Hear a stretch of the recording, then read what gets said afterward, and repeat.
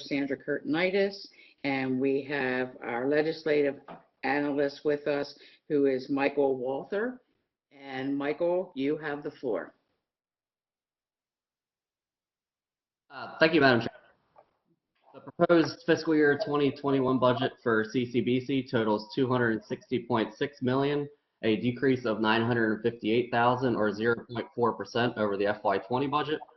The general fund portion of the budget totals $72.6 million, an increase of $6.9 million or 10.5%, primarily due to personnel expenses, including the COLA and step increases. The special fund portion of the budget totals $188.0 million, a decrease of $7.9 million or 4%, primarily due to an anticipated reduction in federal direct lending to students. This decrease assumes a modest decrease in enrollment. The anticipated enrollment decline represents pre-pandemic assumptions. The FY 2021 budget exceeds the state mandated maintenance of effort requirement by $4.7 million. However, the June 1st County Council agenda budget includes a budget appropriation transfer to CCBC for council consideration. Should the BAT be approved, the amount of county appropriation over MOE for FY21 would be reduced by $826,000. The state aid increase subject to MOE totals $6.3 million. This analysis identifies 4 potential budget reductions ranging from $1 million up to the amount of county funding over MOE. The first reduction is identified as a normal economy reduction. This reduction represents a policy decision as to whether the county should provide funds to enable CCBC to lower its in-county tuition rate by $5 per credit hour from the rate proposed by the CCBC Board of Trustees. The remaining reductions, beginning on page 7, relate to the new pandemic economy that we have entered. These explore how across-the-board actions might affect CCBC, and the purpose of presenting them is to give CCBC an opportunity to discuss the operational impacts of large-scale funding changes so that the possible staffing and service level effects of lost revenues can be understood by all. At this time, I would like to turn it over for discussion.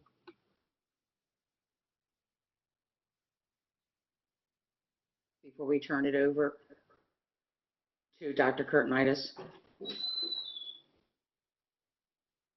Hearing none. Good afternoon, Dr. Curtinitis. Hi, can you hear me? I can hear you. And wonderful. Thank you. With me, I have Vice President Melissa Hopp and also our board chair, whom I think you know, Jean Leitner.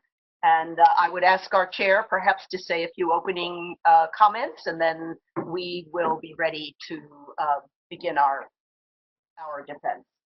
Hi, good afternoon, everyone. I just wanted to take a minute to say that we definitely appreciate the partnership over the last year with the county. We've been able to accomplish quite a few goals as we've seen over the past year.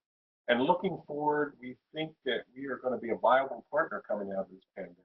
I think CCBC, along with the trade dynamic and employment the way it is, I think community colleges are going to be pushed more than ever to try to let's get somebody who's unemployed back to work, so that we hope that funding will allow us to do this going forward in this fiscal year, and that we'll be able to accomplish some of the goals that we hope to put some people back to work in the county after this. Thank you. thank you. Thank you. Yes, so let me make a few comments. We have shared our responses to the auditor's questions, and actually we're grateful to the auditor. They're good questions to ask, and our team has worked hard to answer them. So let me just frame, just for a couple sentences, the transformative impact that the pandemic has had upon us. And I want to just say something I mentioned in my cover memo. You know, we have 4,000 full and part-time employees at CCBC. And every one of them has responded with courage, creativity, and resilience to this very, very unpredictable circumstance. So our situation has been this. When the governor issued his stay-at-home order on March 16, we immediately closed all of our campuses. But the thing that I think we're most proud of, and that we want you to realize, is we had 3,000 on-site courses that within a 3-week or a 2-week time frame actually were converted from on-site to remote instruction. And what that meant was that all faculty moved to remote delivery of instruction, all of our professional staff moved to remote support, and then all the rest of us ended up supporting the remote work for administrative purposes and for just running the campus and so forth. So the result of that was that these 3,000 classes actually will end this week, and they will do so having given the 10,000 students enrolled in credit programs the opportunity to actually complete the semester. And there will be, again, just about 3,000 graduates. Now, we won't be doing commencement this year, so we won't be inviting you. Don't take that personally. We will be doing a virtual commencement on May 31st, and actually we'll share that link with all of you. But we will have 3,000 graduates once again, people who've achieved an associate degree or a workforce credential in the middle of a pretty unsettling semester. So we've learned a lot. We've evolved. And as we are watching the governor's signals and the county executive signals of how we can gradually emerge from the pandemic, I want to just say, we actually, in looking at the auditor's recommendations and all of our responses, we actually have a proposal to make. And it's very simple. It is that we would ask you to guarantee us maintenance of effort. We won't ask for anything above that. And we ask you to give us the ability to make the reductions that are necessary to meet maintenance of effort according to our understanding of the greatest need. We know you all are faced with a huge challenge, and wouldn't we love to have more money, but we don't want to argue about it. It seems almost unseemly. Maintenance of effort is important to us because otherwise our state funding can be destabilized, and we don't want that to happen. So with maintenance of effort from the county and with the ability to actually make the reductions that we know we should make according to the directions that we've seen given to other county employees, other county departments, we would be very grateful to be able to do that. You know us from many presentations that we are masters of handling budget crises. We know how to do this. We actually maintain a very lean full-time staff. We will be phasing any hiring that we do over the course of a whole year. We actually are working hard to maximize our class sizes, and we engage adjuncts and part-time employees judiciously to meet needs that we have. But as importantly, we are entrepreneurial and we invest in targeted enrollment stabilization initiatives. So we've been trained for crisis by crisis. We're old hands at this. I'm trying to remember that wonderful phrase, Councilwoman Bevins, that you used to describe me once. The best, what was it, the best beggar or something? Oh, you're on mute. Best beggar ever. The best beggar ever, that's right. But today the best beggar is settling for if we can be helpful, and we know we can, we will manage our institution properly and well, and I think we have the confidence of all of you in that. We've done that repeatedly year after year. But I want to go back to the role that we play that our chair mentioned just a bit ago. There are already so many people who will have no jobs to go back to.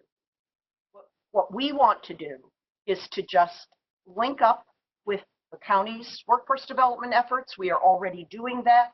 You may recall the contact trace investigator training that we launched the other day, and I'm not sure that you would know this, but the county executive was intending to hire 60 of those professionals. We had 1,500, that's 1,500 people apply for that training. Unbelievable. Yes, that says to us, we will fill a need, we always fill a need, but there's an even greater need that we're going to be able to partner with the county to fill. So we'll be there. for the high school graduates who are just coming out. We will be there for their moms and dads who have no jobs to go back to. We will be there for all the students who are already at CCBC and are looking for opportunity by staying with us. So, you know, this is our proposal. We hope you will accept it, and we also intend to be the same important partners to your efforts, to the county efforts that we have been all along, but even more now as we help the county achieve economic recovery. Thank you, Dr. Kurtnitis. I believe that that is probably the most enthusiastic defense of a budget thus far, and very fair. And thank you so much. Are there any members currently that have any questions or comments for Dr. Kurtnitis? Madam Chair. Yes, Madam Councilman Jones. First of all, Dr. Kurtnitis, I thank you so much for coming in. And I would like to echo what Kathy, Councilwoman Bevins said. Your offer was very reasonable in light of the fact that we've seen other people come and try to defend everything, and almost as if, you know, there's a tornado outside and they don't recognize it. But so I certainly think your offer seemed reasonable to me. But let me start by apologizing to you, ma'am, because I owe you a thank you letter. So this will act as a prelude to the thank you letter. Okay. Earlier this year, I had a situation from a constituent, a young lady who wanted to continue her studies, and you took it upon yourself and decided to help. And it was successful, and that young lady can continue to pursue her studies at Community College of Baltimore County. And I think that your attention and your willingness to help that one student is indicative of the type of commitment you have to each and every one of our students who attend the community college. So I thank you for that.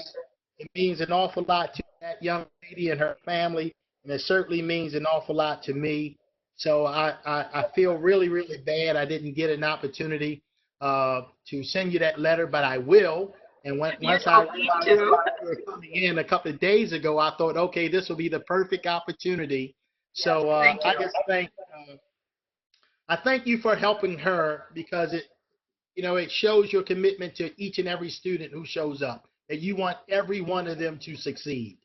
The second thing is, I just want to, as always, praise you and your team for everything you do in terms of providing opportunities for students here in Baltimore County so that they can get the necessary certifications and education so that they can do better and be better productive citizens of Baltimore County. So I guess thank you. Everything you've been doing since you've come to the community college has been fantastic. I'm so excited about the College Promise program and everything else that happens there. And of all the things we do, I just think that, a lot of times, a lot of things we do, we give fish away, but you teach people how to fish and how to go on and pay taxes and go on to be good, productive members of society. So I thank you so much for all you do, and I certainly welcome your offer. Well, thank you for those kind words. I'm thinking of that young woman that you lobbied for and advocated for so well, how lucky she was to have you. And I'm just delighted to have just to realize now that all is well, and she will go on, and that's really great. But thank you always for your kind words. We appreciate it. You're certainly welcome, Dr. Kurtnitis. I have a big mouth. However, you have to have a big heart and big ears to be receptive, and I thank you for making it happen. I appreciate you very much. Thank you. Thank you, Councilman Jones, and that's a wonderful story too, to just hear of another success through the CCBC campus. I believe Councilman Marks had his hand up next. I was thinking, Dr. Kurtnitis, when Steve Walsh retires, you will be the last of the people presenting who was here when Councilwoman Bevins, Councilman Quirk, and I came into office. And there's a reason you have survived and thrived. It's because you have great political instincts and you cooperate and work with us. Yeah. You're a transformational leader, but you get it. And I want to thank you. You know, we're all dealing with this shared sacrifice, and your offer means an awful lot. And I trust you to make those right decisions if we do take you down to maintenance of effort. So thank you very much. Thank you. Thank you very much. Thank you, Councilman Marks. Any other members have any questions or comments for Dr. Kurtenitis or her staff? I think we all do, Chairwoman. Okay, Councilman Crandall, you're up. Sure. Dr. Kurtenitis, or Dr. K, as I affectionately call you.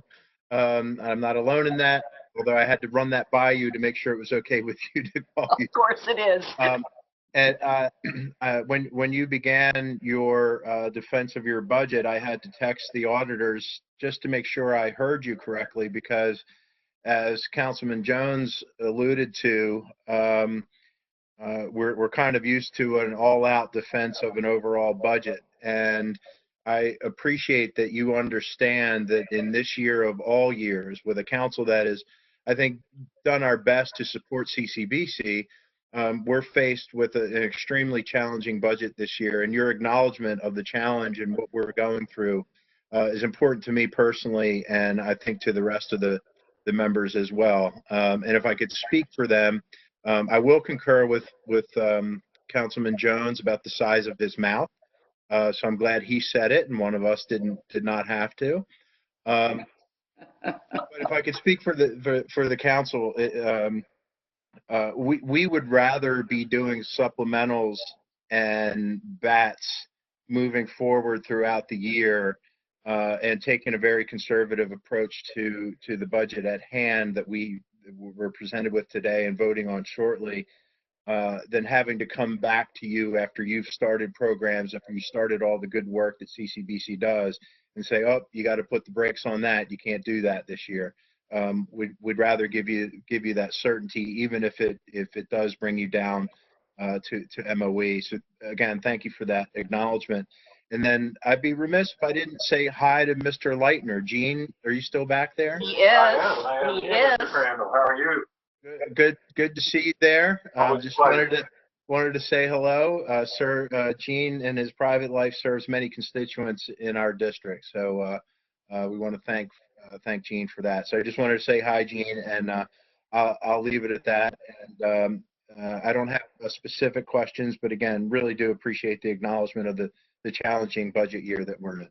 Mhm. Well, I just wanted to say to you that your point about our preference of not being hit in December with a reversion, but knowing up front is very, very important to the way we manage our institution.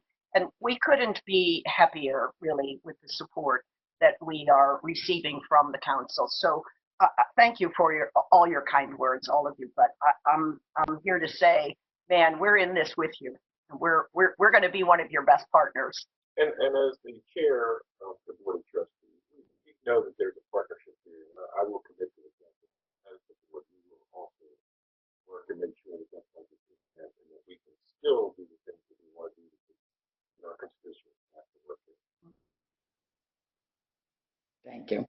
And you know, Dr. Kurtenitis, there aren't a lot of really large, extensive amount of questions for you. And I believe that's because all during the year, and whether it's your legislative breakfast or your lunch, you do such a great job way before budget of letting us know what you need as CCBC, no matter what where the campus is, what you need to, how many graduations, how many people are enrolled, what's going on, any kind of infrastructure, new buildings going up. You do such a phenomenal job all during the year that really, when it comes to budget time, we already know so much about what's going on at CCBC. So thank you for making this process a little bit easier. Great. Thank you. We got a great team here. Yeah, you sure do. You sure do. And I love my board chair hearing such lovely things said. Thank you. Councilman Quirk, are you there? I am. Thank you, Madam Chair. And just continuing the, I guess you call it the love fest, echoing also Councilman Crandall and Councilman Jones and Chairwoman Bevins. This is great. I really wish we could take this video and send it to all the other department heads, some of which are increasing their budgets and increasing their programs and increasing the amount of staff they need and then fighting for every dollar. And so I wish maybe others might maybe more follow the path of CCBC and under the leadership of Dr. Kurtinitis, truly a national leader. I mean, not just in Baltimore County, but around the country. We're so lucky to have you, Dr. Kurtinitis, and you have a phenomenal staff that work with you. And so I just wanted to recognize that. It's a relief. And I'm not going to name any groups or any names. I'll just say generally, specifically, there's a lot of groups out there, and I'll just keep it that general. And they're like, oh, well, don't cut me. And I want everything, but cut everybody else. And that's what we're hearing from a lot of people. So I'm really glad. It's refreshing to hear somebody that's recognizing the reality that we're actually in versus the reality we wish we were in. So thank you for that. And then I did want to give a plug. I think you guys have a virtual gala coming up, I believe. Oh, we do. Saturday night. Yeah. So definitely want to encourage everybody to try to at least participate. If those who can, I mean, clearly 14.7% unemployment rate, maybe going up to 20. Unfortunately, there's a lot of people that may not be able to, but those of us that are fortunate enough, I mean, can you get any better organization or effort than helping the people that are going to help get all these people reemployed and retrained? And so cheers to you, Dr. Kurtinitis. Thank you very much. Thank you. Thank you for those kind words. And listen, there are a lot of wonderful buys on the silent auction this year, and there may not be that many bidders. So if you want some good deals, just join us. Good to know. Good to know. Are you through, Councilman Quirk?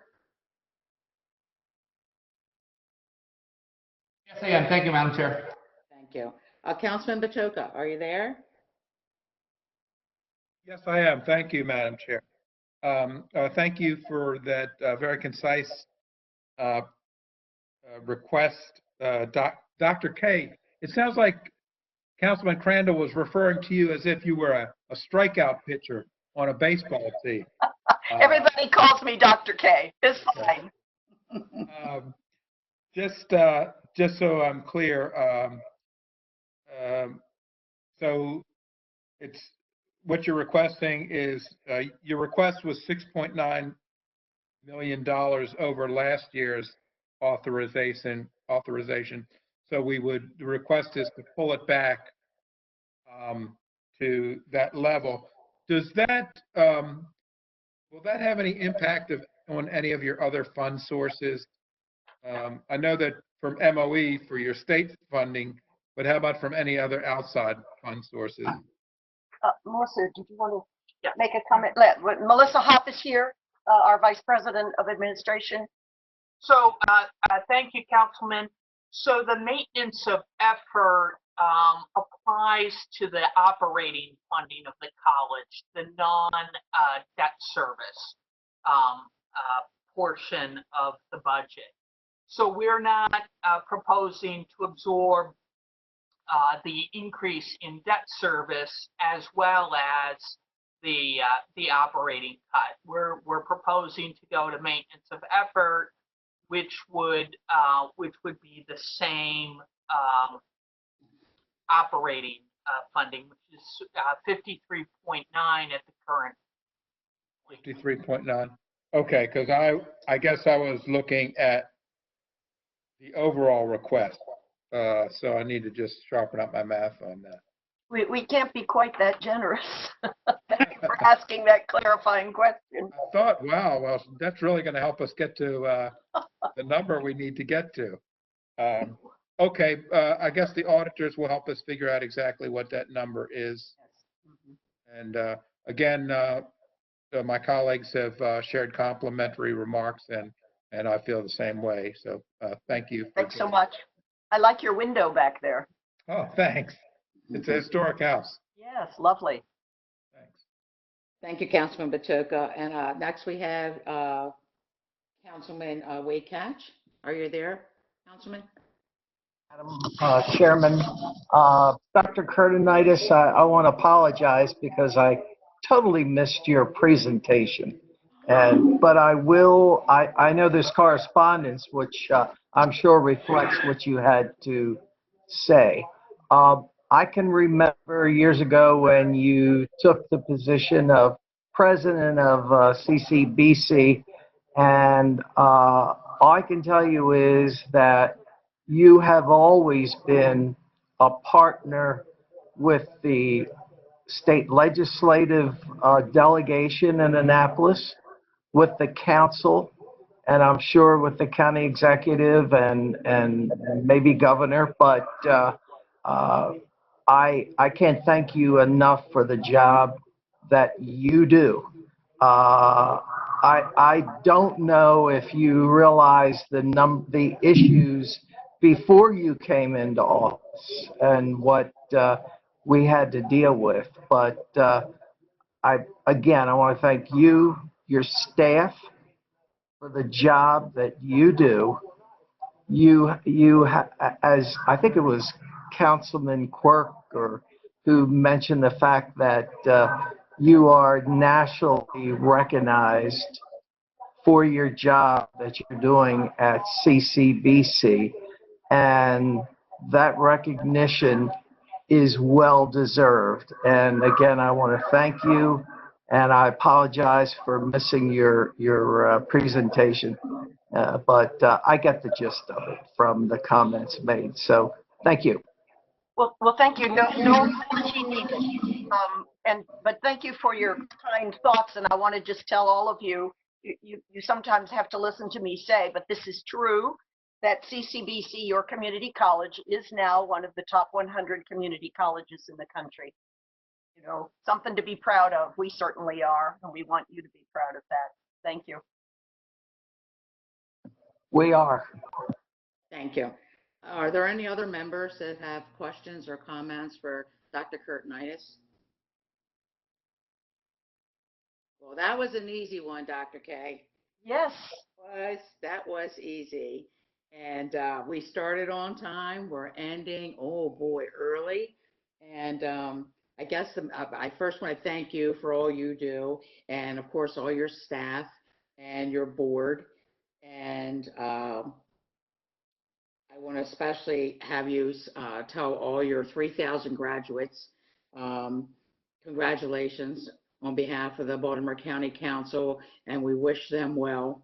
It's a strange time out there. I know graduations aren't the same, and you know, hiring's not the same right now. But you know what? We're tough. We're going to make it through. And thank you for all you have done for your students. Well, thank you. Them's fighting words, and we're right there with you. Chair Leitner, do you have any final comments you want to make? No, just thank you for the opportunity. And, we hope to be a partner for this coming year to help get through this fight. And we're here right alongside of you. So thank you very much. Well, thank you. We are in a great partnership with CCBC, and we know it. And yeah, terrific. Thanks so much. All right, y'all be safe. Thank you. Thank you.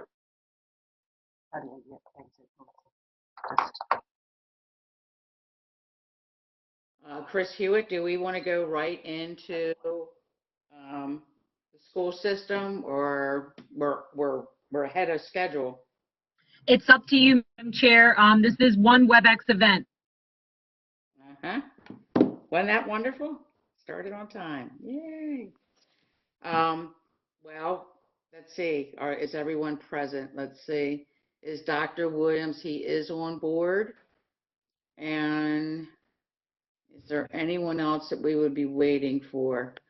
I'm just trying to go through I see Dr. Williams, and I see our budget analyst. So let's see who else. And all the members are here. Let me just pull it up. And I say we start early. Hold on one second. I'm almost giddy.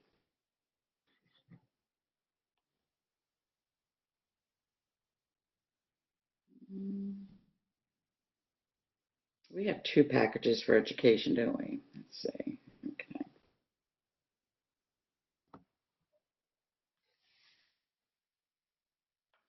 It's one package that Okay. includes the operating and capital. Yeah, I got it right here. Thank you so much. Well, good afternoon and welcome to the budget hearing for the Department of Education. And of course, with us, we have Superintendent Dr. Darrell Williams, and our legislative analyst is Carrie Vivian and Michelle Ganjan. I think both are present. So it will start with the budget analyst. Who's going to start, Carrie or Michelle? I'll start. Good afternoon. The proposed FY 2021 budget for BCPS totals $1.9 billion and reflects an increase of approximately $60.3 million or 3.3% over the FY 2020 budget. The general fund portion of the county's budget increases by $36 million or 3.9%, largely due to personnel expenses. The special fund or non-county portion of the budget increases by $24.4 million or 2.7%. The proposed budget relies on the use of $31.3 million of BCPS's fund balance. The proposed budget exceeds the state's maintenance of effort requirement by $20.2 million. It's important to note that committing ongoing funds above the MOE level represents a binding funding commitment. So as such, we've identified potential reductions that would reduce the proposed budget to the MOE level, and those begin on page 8 of the analysis. The potential reductions include salary targeted actions, historical spending based reductions, and savings related to pandemic operational adjustments. We've also identified several significant issues and changes for discussion that begin on page 10 of the analysis. And these issues include the new superintendent's initiatives, the pandemic, STAT, and Kerwin funding. Other discussion issues begin on page 14 and include watershed public charter school, special education, and transportation. Thank you. Thank you. Thank you, Carrie. Are there any members who have questions or comments for Carrie? Okay, we'll hand it over to Dr. Williams. Good afternoon, Dr. Williams. Good afternoon, everyone. Good afternoon, Chairwoman Bevins and members of the County Council. Let me just pause to make sure you all can hear me. We can hear you. Thank you for allowing me and a few of our senior leaders to be present today to share and to respond to your questions. Joining me today are Dr. Mary McComas, our Chief Academic Officer, Mr. George Saris, our Executive Director of Fiscal Services, and Mr. Pete Dixit, our Executive Director of Facilities Management. I thank them for joining, and our other system leaders, pardon me, for watching this hearing. I also want to thank our Board of Education for their guidance and leadership, and I do bring you greetings on behalf of them. As you know, I began my position as Superintendent of Baltimore County Public Schools on July 1st of 2019 and created a 100-day entry plan where stakeholders and BCPS identified successes, challenges, and recommendations and focused on the current 4 goal areas of our Blueprint 2.0, our way forward, which is our strategic plan. My 100-day entry plan with successes, challenges, and recommendations, and the feedback from our stakeholders not only led to the development of my proposed FY21 budget, but also the framework of the next strategic plan for the district. My entry plan and feedback led to these 5 areas of focus. The first one, learning, accountability, and results. The second one, safe and supportive environment. The third one, high-performing workforce and alignment of human capital. The fourth one, community engagement and partnerships. And the 5th one, operational excellence. We are designing a new strategic plan that will focus on these 5 areas, effective this coming July 1, and ongoing monitoring will occur throughout the year. For each one of these, I'll just briefly describe the learning, accountability, and results, an increase in student achievement for all students while preparing a variety of pathways to prepare students for career and college. For safe and supportive environment, we want to provide a safe, orderly, and caring environment for students and staff. Community engagement and partnerships, we want to communicate, engage, and partner with our parents and communities. For high-performing workforce and alignment of human capital, recruit and retain a qualified, highly effective, and diverse workforce, and create a systemic professional development plan to improve work performance and readiness. And the fifth one, operational excellence, ensure resources are aligned to our system priorities and are distributed efficiently and effectively. As much as I'm pleased with the direction of this new strategic plan, our investment must be with the people, our students and staff. We are enhancing our equity work to ensure every student is getting what he or she needs to be successful. This is going to be critical as we prepare for our re-entry into school buildings and offices and our continuation of the continuity of learning after COVID-19. Also, we are providing a laser-like attention to our recruitment, retention, and development of our staff to meet the needs of all students, where we're providing system-wide professional development for our staff and teachers, teacher leaders, administrators, and central office staff. And finally, our school progress planning process must be data-driven and target students where we need to close achievement gaps and identify students for whom we can raise the bar and accelerate. It's all about access and opportunities for all students to be college and career ready. In order to accomplish these goals, we must invest in our people to educate and support all students in BCPS. So I do recognize times are hard financially, and many of our students and staff and even parents are mentally challenged based on circumstances and physically challenged. We will work together to meet the final numbers and adjust where necessary. We will be nimble, since we had to be nimble since the beginning of March 16th, in which we were providing continuity of learning and had to reach agreements with our partners. We will work hard during these rough times, and our focus will be on the students and staff of Baltimore County Public Schools. So thank you for this moment. Thank you, Dr.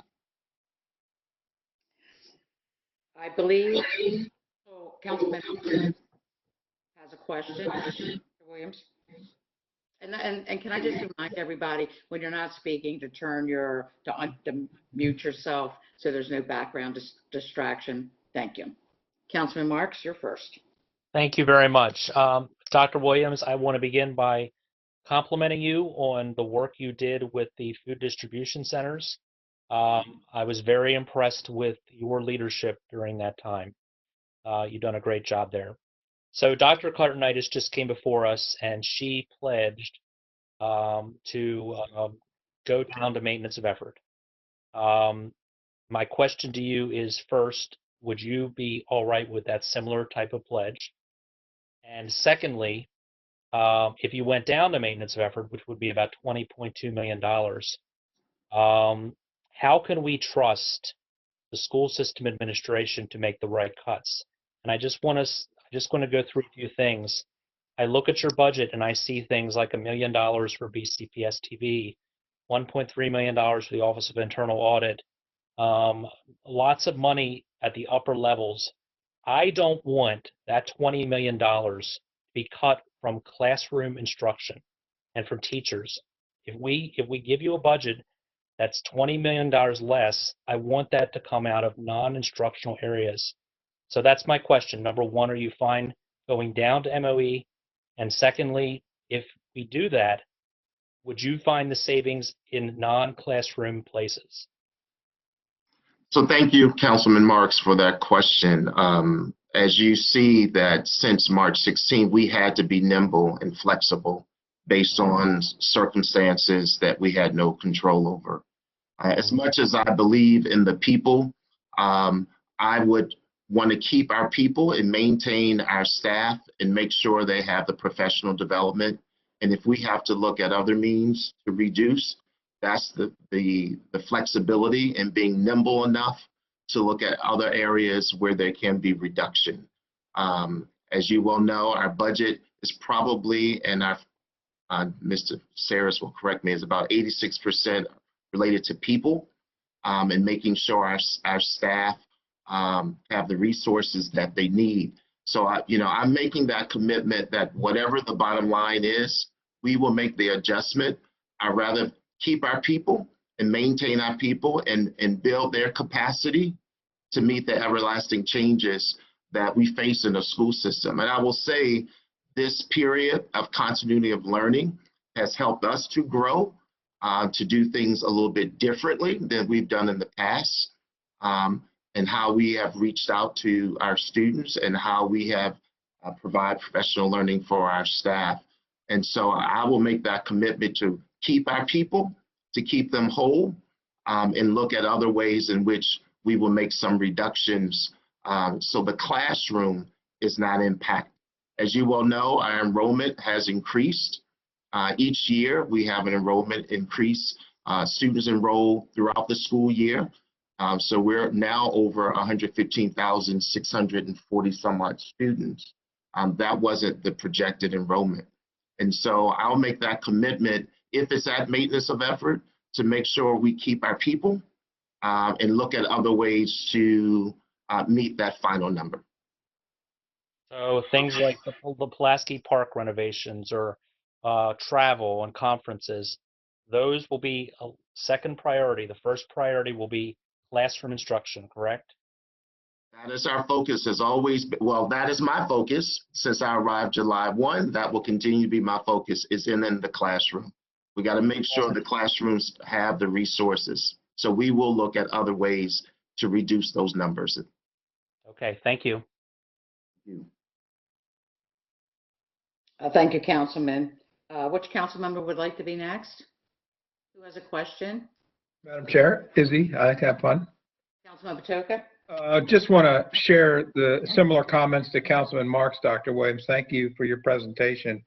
We've got this very difficult task in front of us, and I too, however this turns out, would like some assurance that that our teachers are compensated appropriately.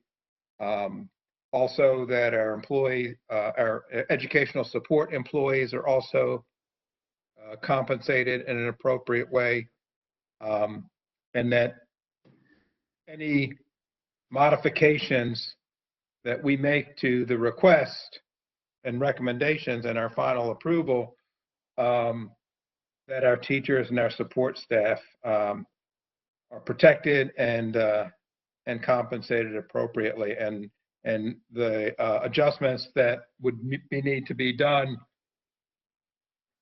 by the school system would be outside of the schools and outside of the classrooms and in some of the tertiary parts of the administration,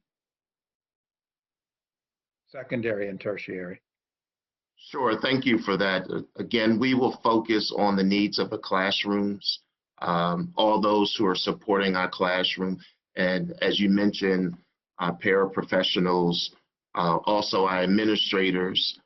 We will continue to make sure that is a priority. When I first came, I'll share this, when I first came, I presented kind of my central office model to our administrators and to the district, where in the center of a concentric circle were the students. The next circle were the schools, and then the outside circle would be the central office staff. And so we want to make sure, our student population is growing. The needs are growing as well. And so we got to keep the people in our buildings to meet the needs. But we also have to make sure we're providing ongoing professional development. And so my focus has always been the school base. I was on this journey of visiting all 175 schools and centers and programs before COVID hit. Unfortunately, I'm unable to do that. I think I was able to visit 100 of our schools. So I was on the right track. I really believe, as a former classroom teacher, administrator, we got to put our emphasis in the school building. And it's all those who support the school, not just the classroom teacher and para, building services, our administrators, all of those are just key. So I will make that commitment of making the adjustments to keep the schools safe and to make sure we look at other ways to make some reductions. Thank you, Dr. Williams. Madam Chair. Yes, Councilman Jones? Yes, Dr. Williams, I just want to take this opportunity to thank you, sir, and all of Team BCPS for doing a good job in terms of educating our children at a very difficult time. Let me just add one thing. I was thinking, I heard you say that the student population has grown to 115.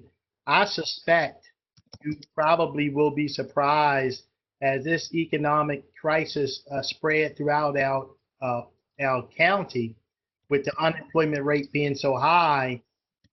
Even though most people would agree that their kids' education is extremely important to them, I think the BCPS offer a very good education, and parents will look at the private schools and realize that maybe they can't afford it at that moment.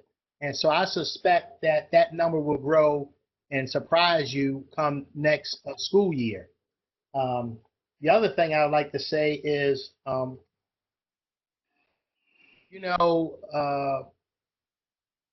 understand it was very difficult to turn the school system around on a dime and do things in a manner that you haven't been doing it in the past, and no one sort of suspected it.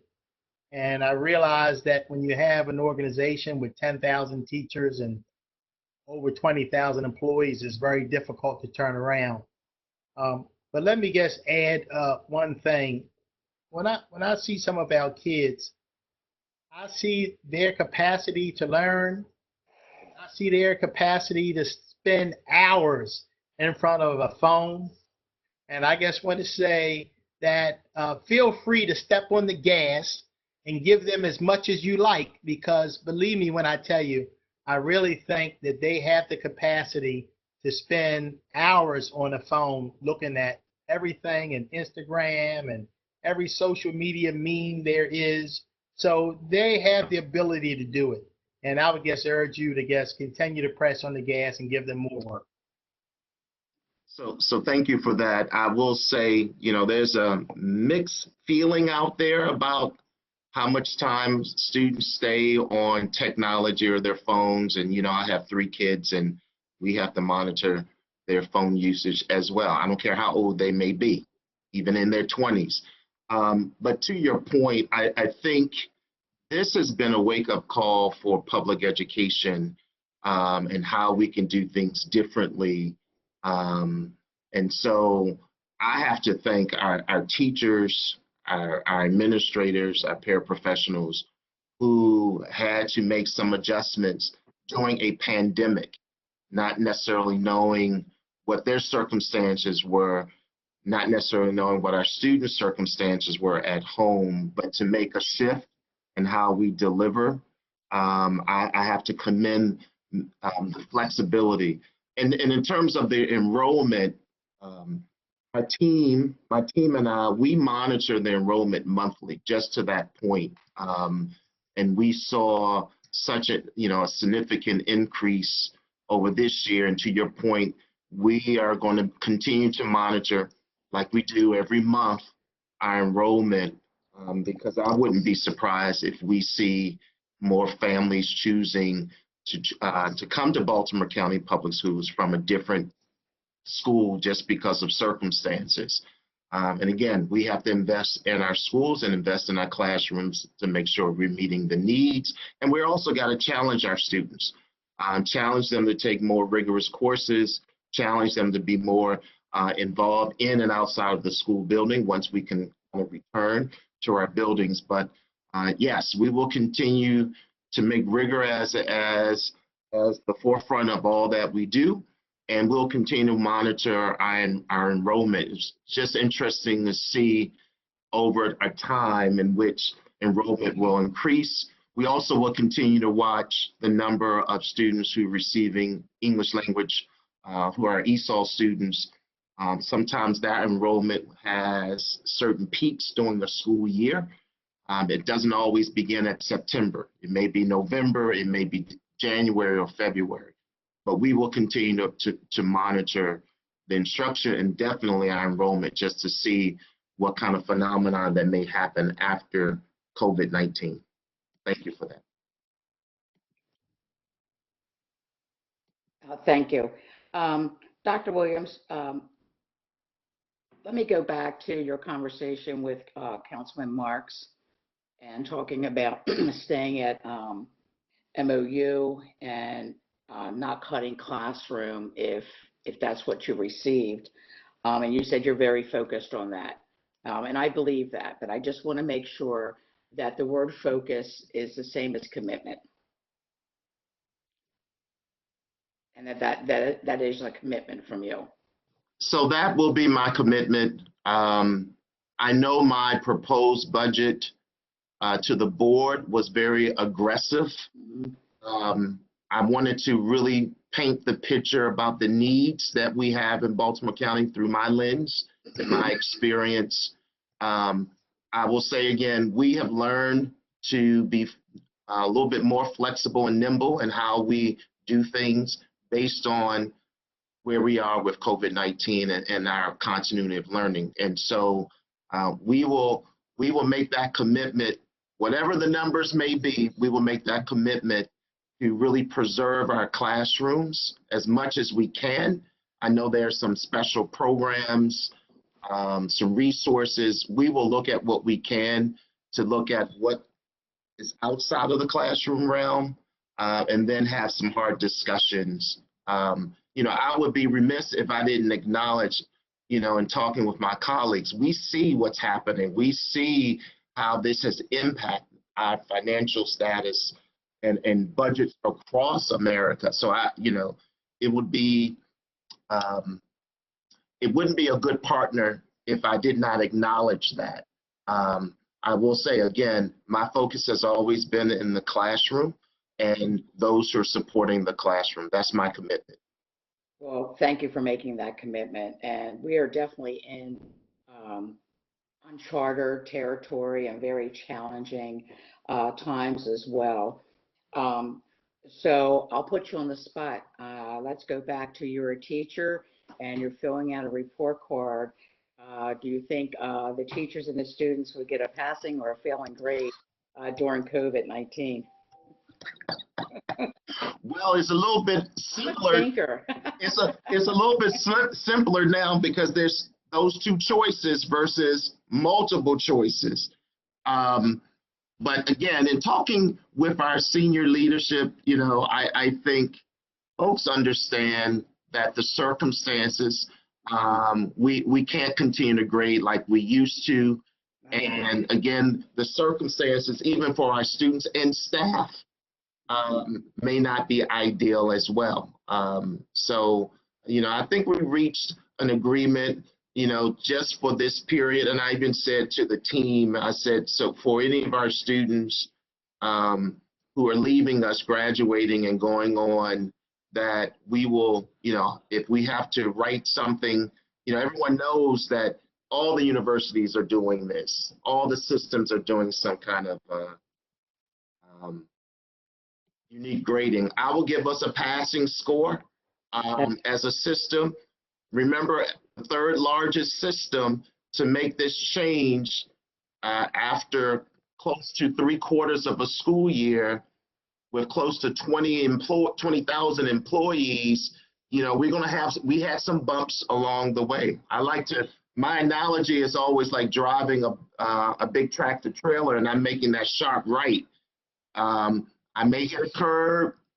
I may have to slow down and start over again. But, as a learning institution, we're always looking at ways that we can do better. And so, we went from having cabinet meetings every day to problem solve to 3 times a week because we were just that committed in hearing from our school principals, our executive directors, what are those challenges that school communities are having, and also hearing from our stakeholders, which led us to constantly increase the number of grab and go sites, just trying to meet not only the mental needs, but the physical needs of our students. Just the other day, I drove past Pandonia International Elementary School just to watch a grab and go. Now I don't even get out. I just kind of drive by. Hope they don't think I'm some stranger or crazy man.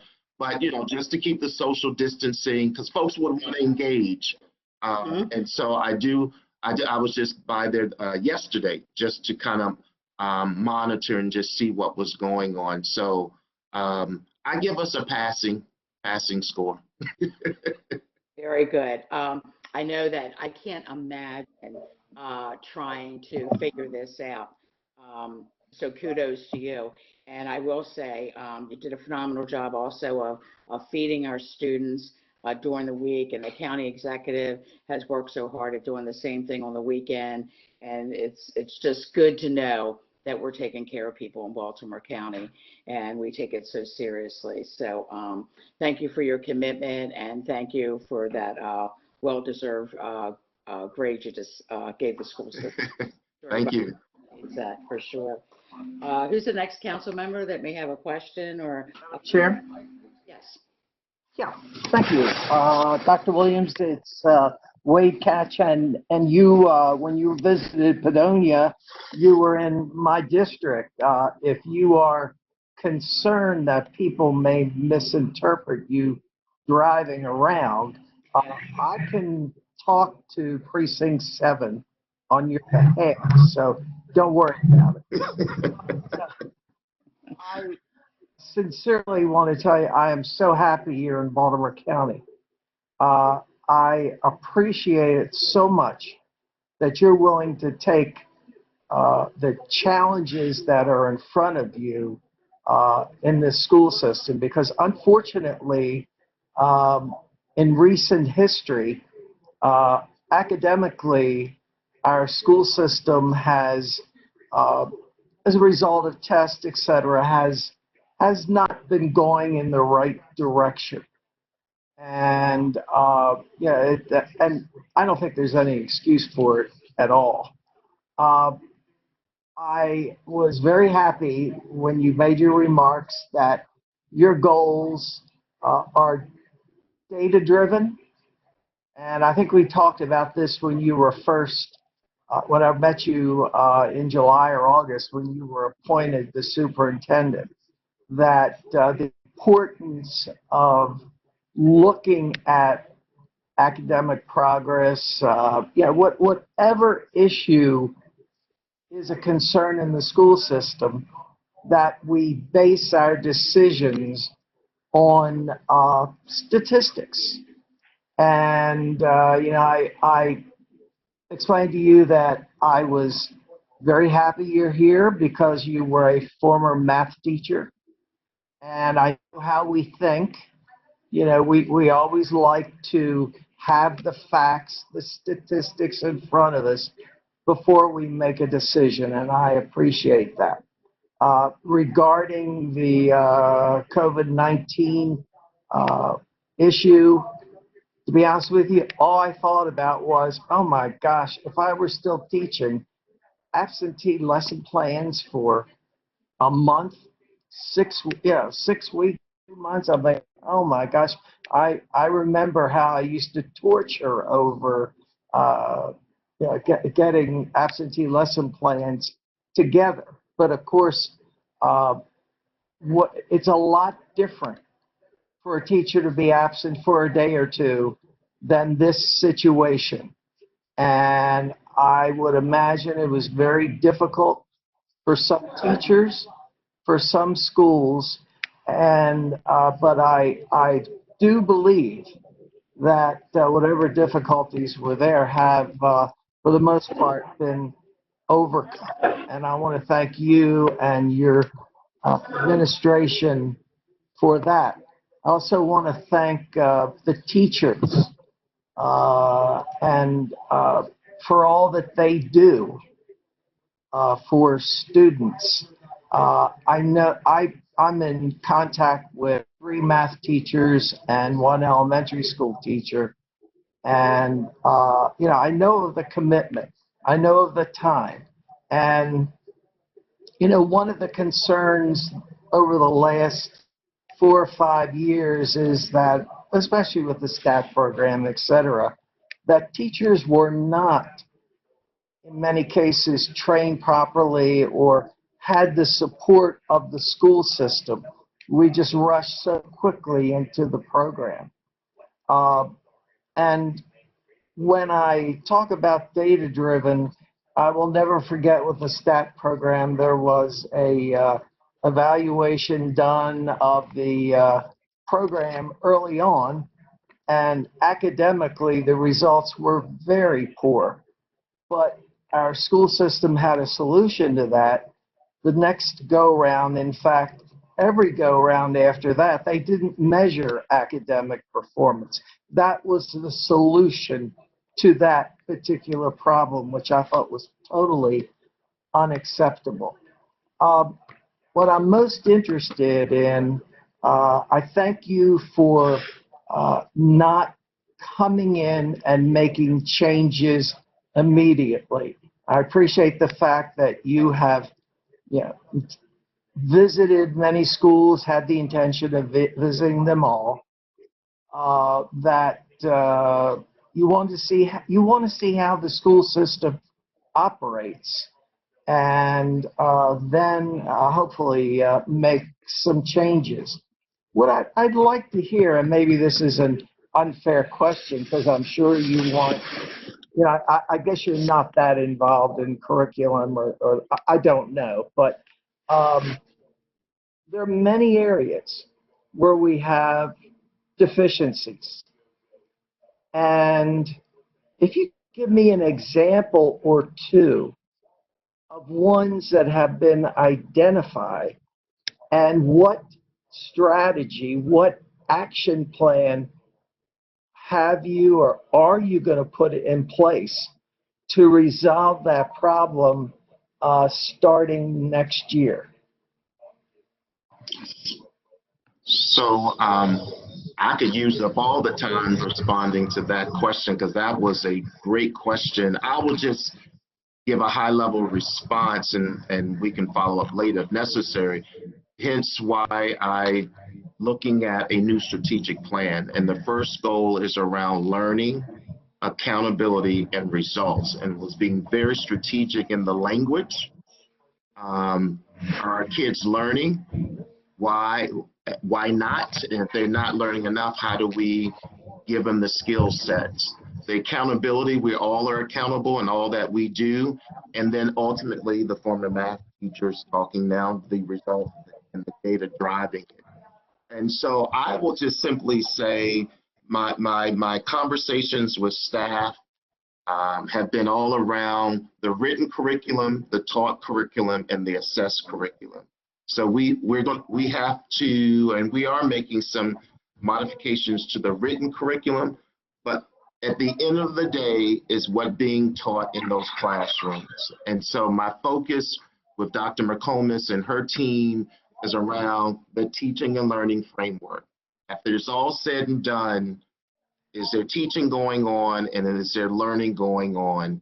And I just think that's where we have to put more of our emphasis and making sure our teachers have what they need, our administrators are providing feedback, and it's not a program. I'm not going after a new program. I'm going back to what I consider some of the basics. And the basics is all around the teaching and learning. But I can go into more details. The math is an area that we have to really focus in addition to our literacy, but definitely our math. We had a math audit of a partnership of Johns Hopkins, and we looked at the curriculum itself and making some recommendations, some changes. But now we got to look at how it's being taught and how our kids are being assessed. And I'm not saying folks are not doing a stellar job, is that we want to make sure our students are prepared so when they take those assessments, whether it's the state assessment, whether it's a national assessment like the SAT, ACT, or AP, they are prepared and will do well. And so for me, a lot of that is making sure the basics are understood and then that we're supporting what you and I remember, it's all about good teaching and also supporting the needs of our students, because our student population has changed, and are we equipped to meet the needs of our students and families in some regards? So that's kind of the short answer to a very rich question that you asked that I could spend hours responding. Well, I thank you for your response and very happy with what I've heard. And just to talk about our students, our student body, they have a lot of needs. And I was very happy to see about the hiring of more social workers, psychologists, et cetera, to help those students who are having problems. I just want to thank you for that. I'm very happy to hear that you're going to take a look at the written curriculum for some areas, because you know, and I know, when you teach, you have to, when you have the curriculum, you've got to teach to reach the particular students that you're teaching. And so there's got to be some flexibility in the curriculum. And let's say that, that the scores in algebra in the 10th grade aren't where they should be.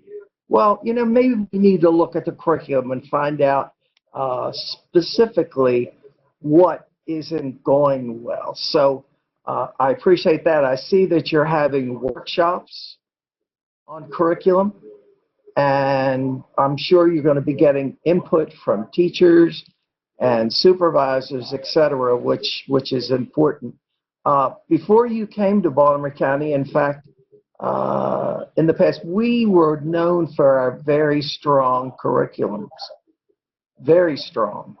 And they were mostly in-house. And, I'm not going to go over how they were developed, but, it was to the point where we had people in, let's say, math, who would write textbooks that were used nationwide. So that's what kind of curriculum that we had in Baltimore County. Now, to another question I had for you some time ago, you said we're buying curriculum. And, having not been in the classroom for a while, I will admit I wasn't too thrilled with the fact we're buying curriculum, because I think we could do I don't know. Maybe that is the right way. I don't really know. But I just go back to the past where we were writing curriculum for Baltimore County. In fact, I know other subdivisions were buying our curriculums from us. And so, again, I just want to thank you for the job you're doing. And anything that the council, or I'm sure the executive, can do for you, for the school system, we're here in supporting you. And I certainly thank you for taking on this challenge. Thank you, sir. Appreciate you. Thank you, Councilman. I believe Councilman Quirk was next. Are you there, Councilman Quirk? I am. Thank you. Thank you, Madam Chair. Dr. Williams, first, I do want to acknowledge and thank you for the time that we spent talking about some of the issues we've been hearing, out in the field and from students or parents or teachers or principals, and felt like we had a really good conversation. So I do appreciate your time on that. Now I'm going to ask you a hard question. Start nice and now a little more difficult. Is obviously, it's no secret, we have 14.7% unemployment rate, possibly going up to 20%, and who knows, it's a tough time. I know you're very aware that our budget, on an optimistic standpoint, unfortunately is about $132.5 million lower than what we thought it would be if we look at closing out fiscal year 2020 and trying to tackle fiscal year 2021. And maybe more pessimistically, that gap could be as high as 192 million. Baltimore County school system, you look at COLAs, 9.4 million effective July 1st. You look at increments in longevity, it's 16.8 million. Out in the private sector, there's a lot of people without jobs, and let alone COLAs or increments or step-ups. And a lot of these people are the ones paying the taxes and our citizens in the county. So I'd like to ask you very directly, what is your position and what is the Board of Education's position on deferring the COLAs and the increments in longevity? Thank you. So yes, that is a tough question. So thank you, Councilman Quirk. I think that's an option that we will have to look at. I will constantly keep the board updated about that process and our progress that we're making. I think just to your point, looking at it, unemployment, I think folks would rather have a job than not have a job. I have created this year something called a 5-on-5. The 5 unions presidents meet with my 5 cabinet members, and we discuss work conditions. We're going to be looking at more of a budget input as we look at next year's budget and make sure they are at the starting point in developing the budget. But I think that's something we will have to look at as well. When I say keeping folks whole, we've done a good job of keeping our staff whole during this pandemic. But to your point, that's a tough question, and definitely we'll have conversations with the board and definitely with our 5 unions. I would think, when you hear, my wife works in the hospital, and when she came home and talked about some reductions, I was like, wow, even at the hospital. And she talked me through that. I think the reality is, there's options, choices. Do I want a job or not? I think most folks, based on what's happening with budgets and what we're seeing across America, folks will want to keep a job. And so, I know that was one of our responses to the question about the COLAs and the steps. We're going to have to look at that as well to make some hard decisions. But I just want to have that opportunity to discuss it with the unions and make sure our board is aware. And thank you. And I really appreciate your answer, Dr. Williams, because obviously no one on the council, Republicans, Democrats, independents, not that we have any on the council, nobody, and I mean no one wants to cut schools, or nobody wants to cut teachers. It's like the last thing you want to do. But we also want to protect jobs, and you want to make sure we have a budget that is realistic. And these are incredibly, unbelievably difficult times. I did want to share with you that actively, we know for certain that the police and the firefighters and our other unions are engaged with the county executive right now, trying to come up with solutions, working together. And quite frankly and candidly, we're supposed to be voting on a budget tomorrow. And so, it would be nice to understand where everybody is. I mean, this is shared sacrifice. And if we don't do our job up front, I do worry very, very much that 6 months from now, unfortunately, we might have to do significant layoffs or even, terminate more jobs than any of us want. And I do think the council really wants to protect jobs, even if it means deferring, tough decisions. I mean, these things have to happen now just because we're under a time limit. So I do want to express that to you. And I do appreciate your response and look forward to your leadership along with the Board of Education, because, we're not, the council, we're the final resort, we're the appropriation. We have to ultimately pass this budget. And I know if I'm on the Board of Education, it might be easy to want lots of different things. And we all want lots of different things. But at some time, we have to say, well, how do we pay for them? And that's ultimately where the county council falls. And this budget's probably going to be the hardest budget we'll ever pass, I think. Now, last question, since I'm, I always like to ask questions is, you and I have had some discussions on these 2 hours per day of teacher and student time.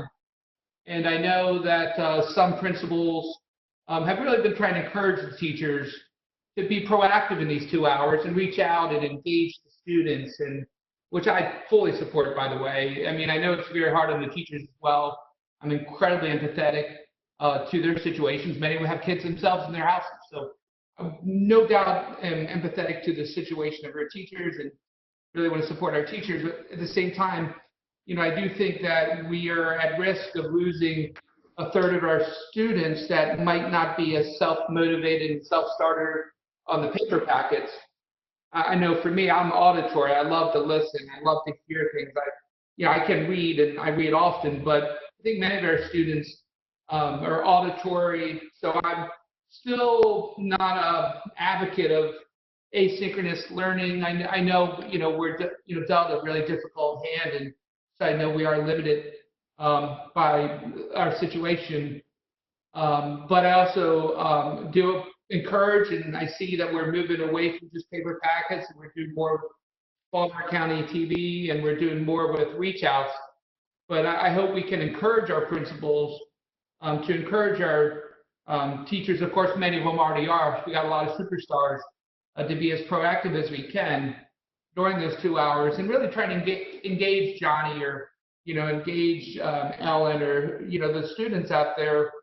I'm hoping we're not losing too many of them, and I worry because it's such a brutally difficult time that we might be missing some. So I guess that was my last comment, and I appreciate your work. These are tough times, and I appreciate your willingness to spend some time to review these issues with us. A lot of difficult decisions ahead, no doubt.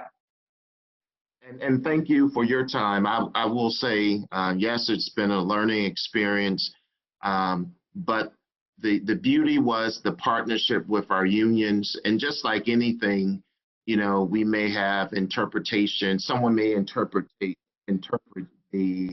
expectations a little bit differently. And our principals have been very supportive and communicative when there may have been some challenges as we move forward. Again, I've given us a passing score, but also there's been some learning around this as well. And I think you referenced some of the younger students. I'll be coming back to the board because we got to do our recovery plan when we start going through the different phases. And I'll be coming back to the board requesting additional support that we may have to look at how we are providing this continuity of learning for our younger students, but definitely working through our partnerships with our unions to make sure kids are getting what they need. And again, there's some students that really need some face-to-face. And it is our hope as we move forward that we can bring some of our students back, small groups, social distancing, all of that we were concerned about them before COVID-19, and we even more concerned, but definitely, the feedback has been great. And we're nimble enough to make some adjustments, but I'm gonna have to circle back to our board and talk to them about what if we have to continue this in the fall, what might that mean? And what might we have to do differently in terms of resources. And so just coming up next week, actually this week, we'll be meeting as a senior leadership talking about the recovery plan and all the nuances of that. It's going to be a little challenging for us, as large as we are, but we got the right people. We got smart people, and particularly the partnerships with our stakeholders. They've been very involved and very helpful in us helping make these decisions. So thank you for that. Thank you. I believe next we have Councilman Crandall, and then we're going to move on to operating. Thank you, Madam Chair. Dr. Williams, thank you for joining us and for your acknowledgement. I'm not sure if you were on the conference with Dr. Kurtenitis. I said the same thing to her, that I appreciate personally, and I think the council appreciates your acknowledgement of the very difficult challenge, not only ahead of the council, but ahead of every agency in Baltimore County. And I don't think this is particularly what you signed up for when, in terms of having to kind of revamp a system on the fly with what we've had to deal with and what you've had to deal with COVID-19. So again, appreciate that acknowledgement of the challenges that we all face. Also want to give a quick shout out to Tony Bazemore, who I don't want to forget in these proceedings. Tony's been extremely responsive and helpful to me and my staff, and I think all the council members. He's also gone so far as when I complained to him that I wasn't getting timely information, he not only copies a second email address for me, he texts me to tell me that he sent it. So he's making sure that I don't miss anything in this rapidly changing time that we're in. So we thank Tony for his work. I have two things I want to talk about.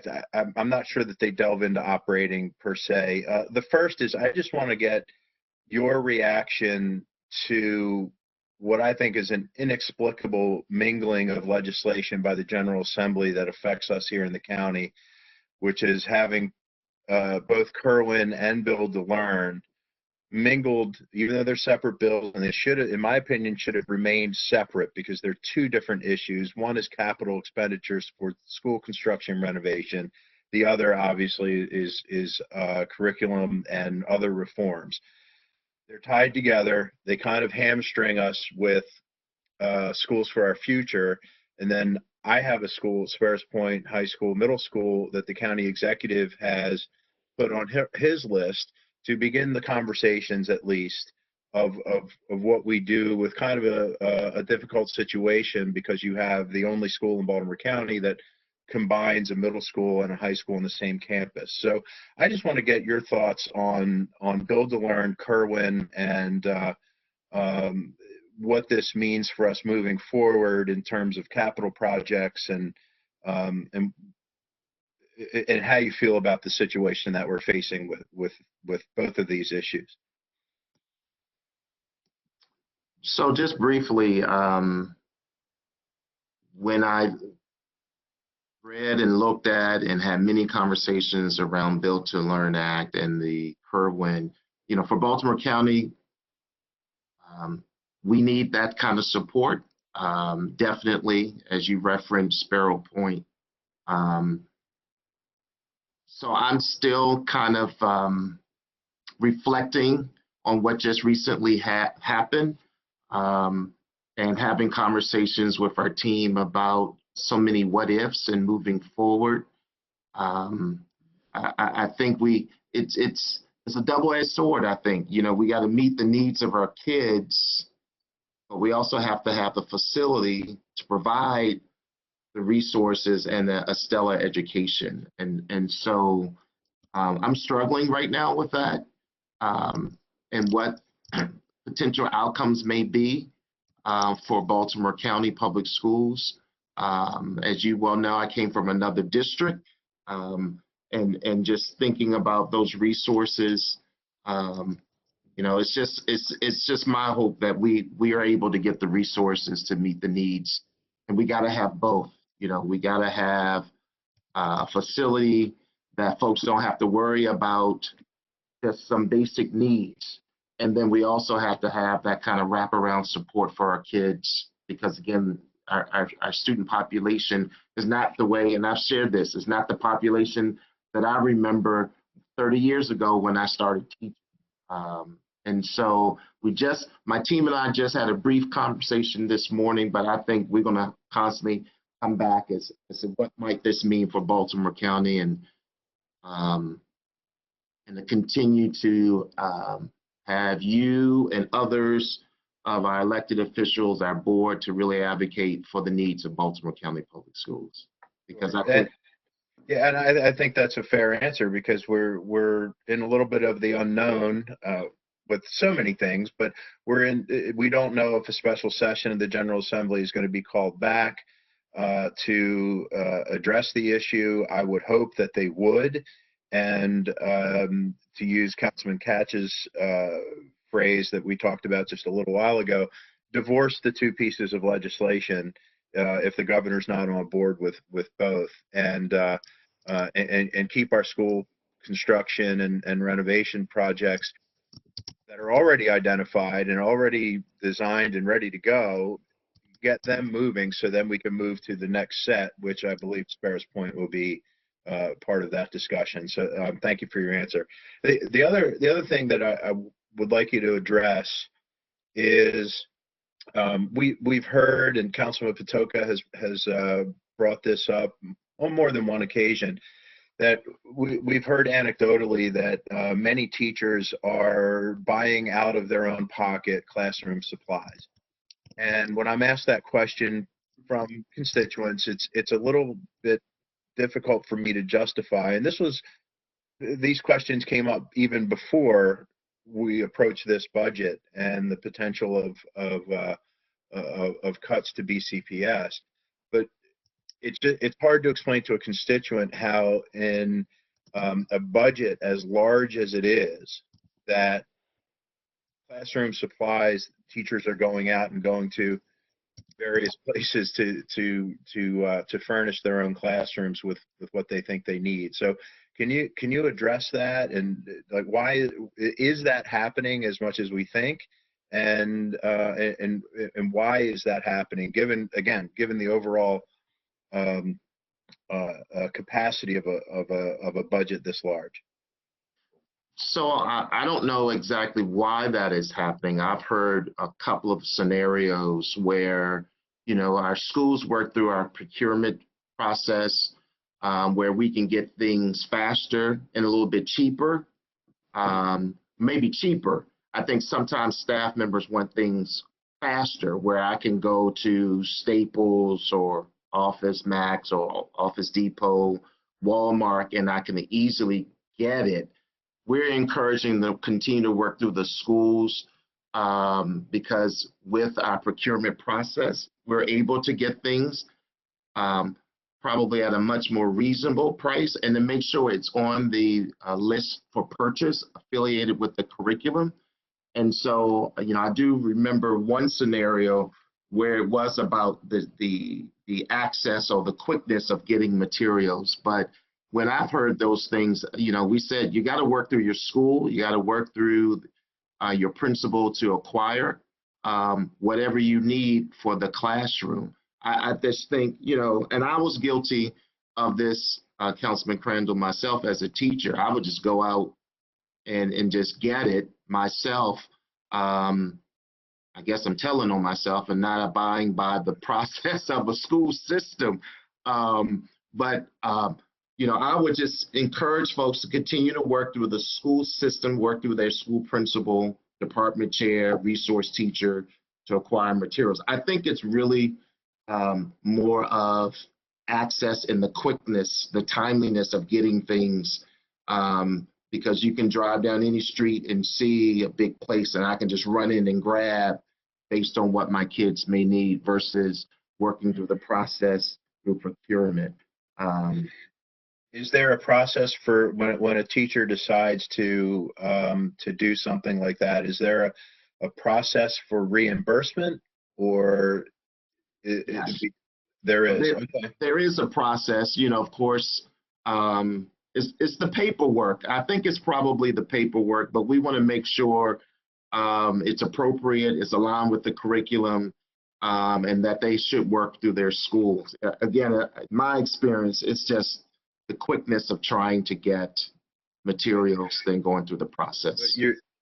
Thank you. You're reminding me of a lesson I learned a long time ago. If you draw a triangle on a piece of paper, and at each point of the triangle you put a word, and at one point you put the word good, on another point you put the word fast, and you point the number at the other point of the triangle you put cheap.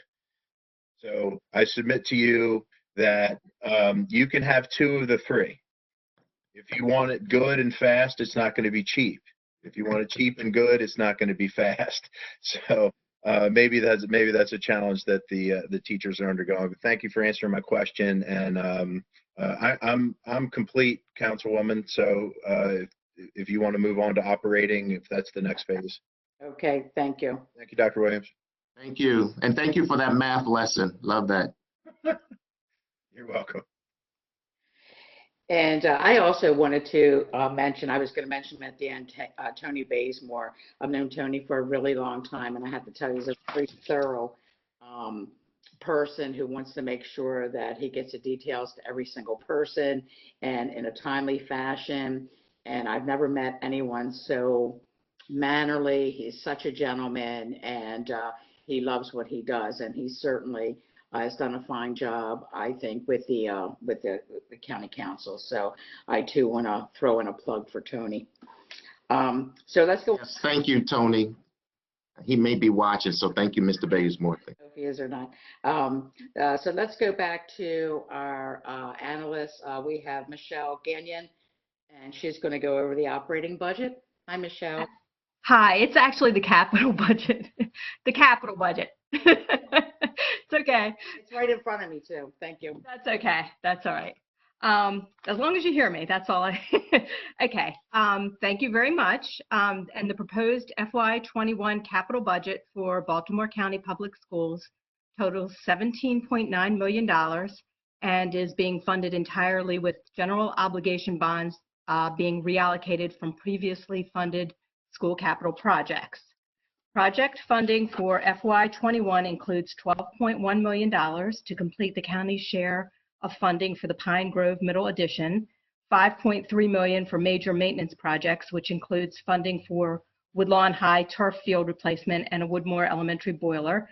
The majority of the major maintenance funding is earmarked for contingency purposes, and the remaining $500,000 for several kitchen equipment upgrades.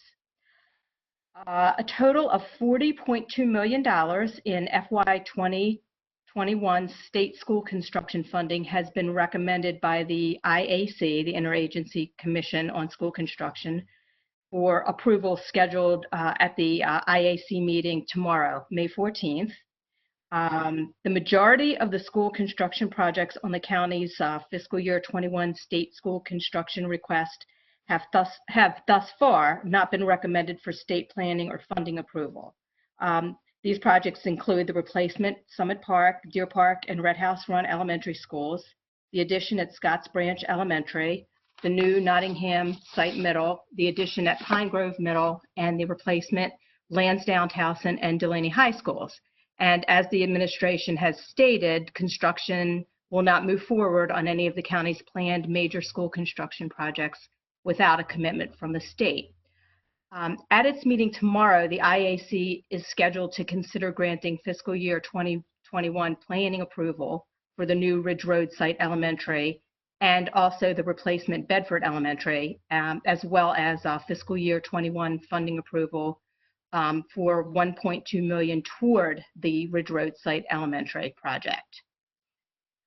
The proposed 6-year capital program for BCPS totals $617.9 million, with 40% of the funding earmarked for various major maintenance projects, another 40% for additional high school seats, including the construction of the replacement Lansdowne High, and an additional 11% to complete funding for the Scotts Branch addition, Deer Park, Red House Run elementary replacements, and the Pine Grove Middle addition. With the exception of fiscal year 2021, the program is funded entirely by planned general obligation bonds. Beginning on page 4 of the capital analysis, we have identified issues that BCPS or the administration can address. And with that, I'll turn the discussion over. Thank you, Michelle. Do any members have any questions or comments for Michelle? Yes, Madam Chair. Councilmember Toka? I'm not sure if it's for Michelle or for Pete or Dr. Williams, but Bedford, you mentioned, is going before the IAC tomorrow. Yes. However, there's no construction funding on the state side. And I was wondering, does that indicate having it go before the IAC tomorrow? Is that an indicator that, that we're going to get a commitment from the state on Bedford? My understanding, and anybody can jump in if they want, is that once they do commit to planning approval, that is saying we're going forward with that project, and you will be getting state funding. That is my understanding when they approve planning when the state approves planning for a project. That's what's being considered by the IAC tomorrow. That is, it's been recommended, and it is being considered tomorrow. Yes. Okay, thank you. Mm-hmm. Madam Chair? Yes, Councilman Court? Yeah, similar, can you give me just a very brief update on Lansdowne? I know you have mentioned it, but where's that in the process in this regard as well? Is that for me? I didn't hear it. I'm sorry. It was my. Yeah. Question for you, Michelle, is this what Lansdowne High School, and I know we have more money in the capital budget. I mean, I was a little confused on you given with Build to Learn and with Kerwin being vetoed. Is there anything that's materially changing timeline or perspective with that? The only thing that, and again, anybody can jump in, but the only thing I know about Lansdowne so far is that it has not been recommended at this point yet for planning approval by the state. That could possibly change. My understanding is that, the recommendations are going through, the IAC tomorrow, but and I was told by the IAC that the school system could come back and what they call, I guess, amend the recommendation. So it's possible that in June the school system could go back and amend the recommendations and maybe get planning approval. But there's no guarantee at this point. I haven't seen planning approval on the recommendations yet for Lansdowne for the state funding. I mean, I do. Obviously, we're just a brutal, terrible budget. But one thing with the capital budget being paid for with general obligation bonds, and then we help ultimately pay debt service and, principal over time. One thing we'll obviously need as a country is a huge federal infrastructure bill, because that will help create jobs with such a high unemployment rate. These capital type of projects help to create jobs and help create a multiplier effect. So building schools and building bridges and roads and everything else, I think, is something we have to do not only as a county, but also as a country. And hopefully we'll get some federal money for a major infrastructure bill, I hope, in the summer, but we'll see. But capital projects, we can reasonably afford them, working with Ed Blade's group. These are things that will definitely get jobs out there and hopefully try to get this economy move in the right direction as opposed to the wrong direction. So thank you. Mm-hmm. Thank you, Councilman. Any other questions for Michelle? Okay. Who from the school system is available to, what council member has the next question? I guess we'll figure out who's going to answer it, whether it's Dr. Williams or somebody on staff. Councilman Marks? Thank you very much. First, the bad economy is going to worsen overcrowding as parents can't afford to send their kids to private schools. Second, the actions of the state Senate are inexcusable. Everyone who has a state senator should be communicating that. Who's close to their state senator should be making that clear. My question is the following.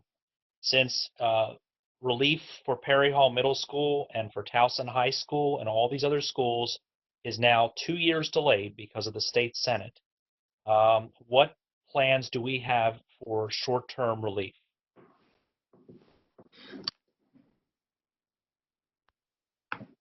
More trailers, I guess.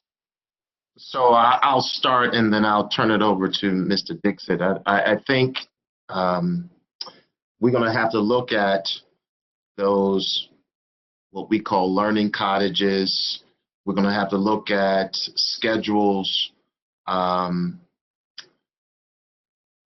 because to your point, if we start to see an enrollment growth and we're 2 years out or beyond, more than 2 years out, there's only so much of a short-term response. We're going to have to look at class sizes. We're going to have to look at different ways in which we're providing instruction, but definitely we look at movement of classes, movement of students. We look at the learning cottages, portables. But if Mr. Dixon wanted to give some specificity, I'll yield to him at this time. Thank you very much, Dr. Williams. Can you hear me? Yes. Okay, good afternoon to everybody. As Dr. Williams has indicated, we always consider several different options. One of the ones is trying to reconfigure the space inside the building, if we can. We look at the grade transfer, and we look at the use of relocatable. As you know, Councilman Marks, we have installed a lot of relocatables in Perry Hall Middle Schools, and we'll continue to do so if more of them are needed.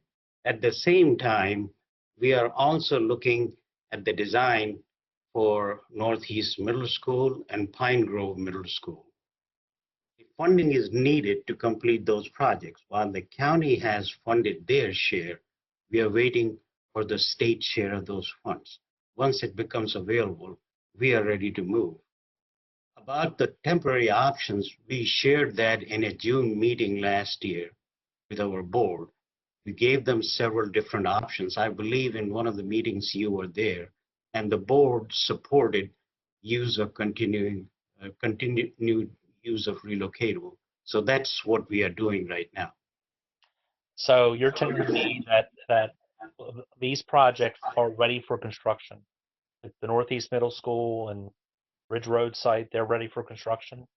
These projects are in the final stages of the design, are ready for bid. And we start the bidding process once the funds are available. For construction? For construction. Okay. And board approves the award of those contracts. Okay, thank you.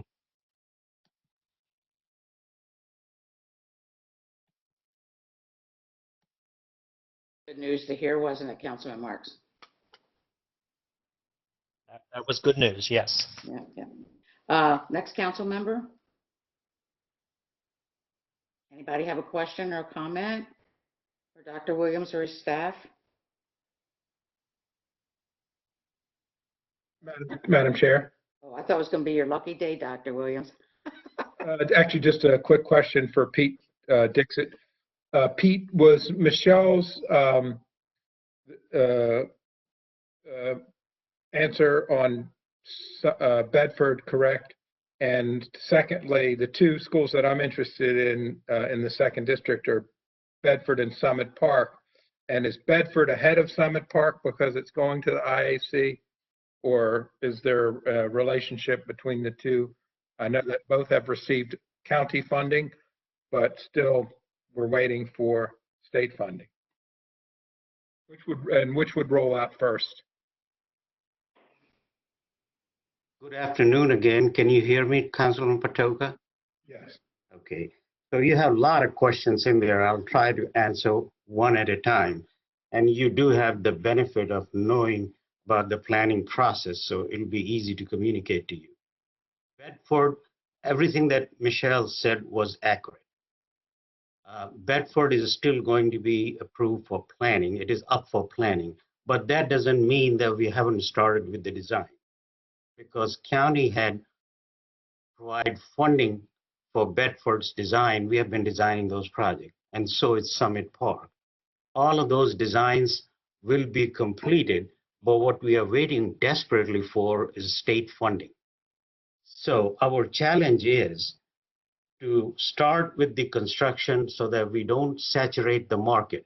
There is Northeast Elementary, there's Northeast Middle, there's Pine Grove Middle, there's Bedford, and there's Summit Park. All of those designs are in different stages of completion, even though they have not been approved for planning in a lot of cases, but we are moving ahead. We understand the need.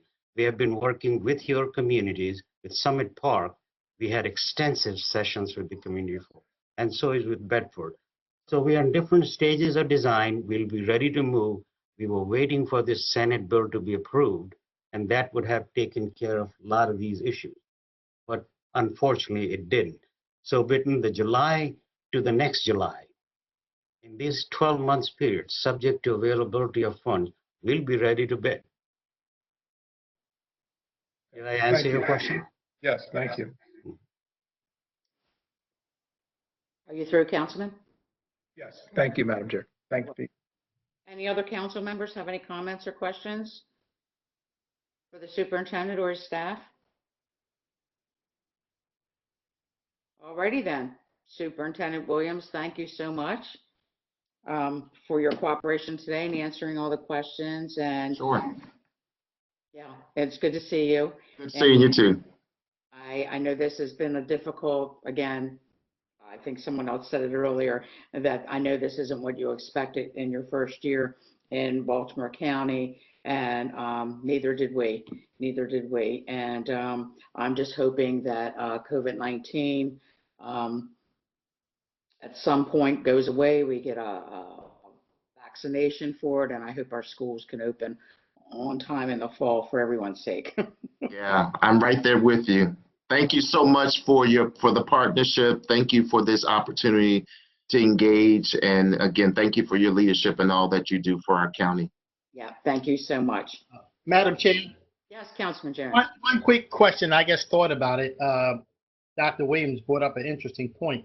Do you know where opening schools fit into the governor's rollout for bringing the economy back online? In other words, I understand there's like a phase 3 that is scheduled to take place in January. I'm just not sure, and I apologize. I know the governor's going to come on today at 5. I'm not sure if there is a place where the school system is in terms of his planning, in terms of when, in other words, he's already gone through phase 1.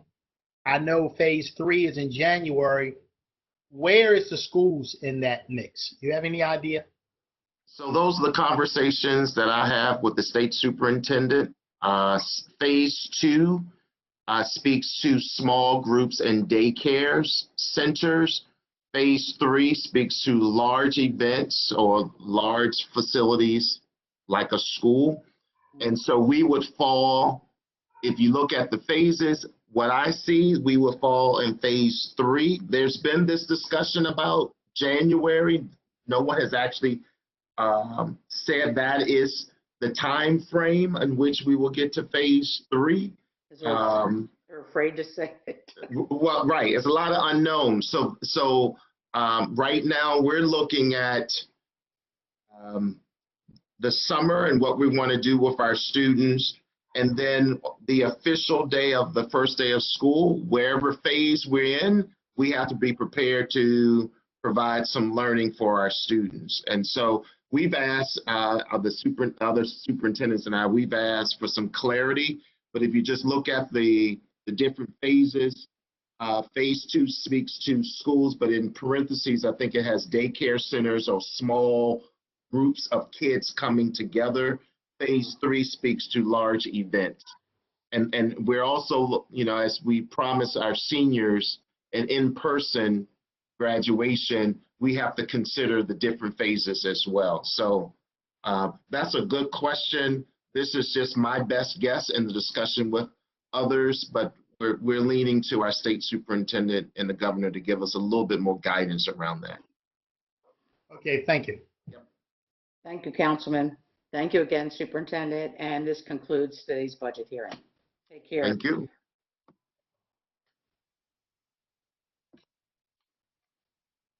Thanks, everybody. Yeah, thank you.